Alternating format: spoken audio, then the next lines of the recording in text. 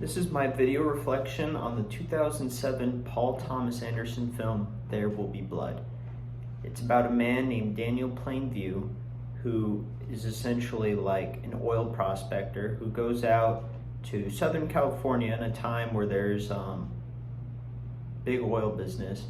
And essentially throughout the film, he manipulates, murders, and just acts terribly in the pursuit of wealth from oil, which is ultimately like one of the main messages of the film is that greed destroys people, which is portrayed through Daniel Plainview, who's like the main character, abandoning his adoptive son named H.W.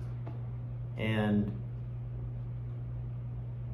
he puts his work multiple times before his family.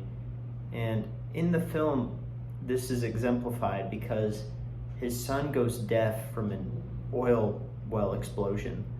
And essentially, instead of trying to be patient with his son, he just sends him off to a school for the deaf and blind and just says I don't want to talk to you anymore, which is horrible. But he also is at odds throughout the film with this man who is like a church leader, but essentially he's forming almost like a cult.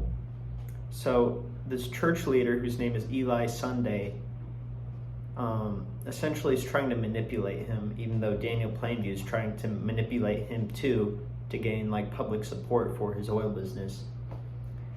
And yeah, that's the message is essentially greed destroys people. You should not let money take a hold of you, especially when you have a family or whatever.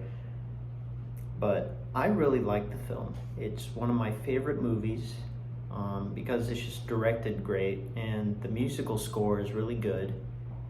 And yeah, I would highly recommend this movie.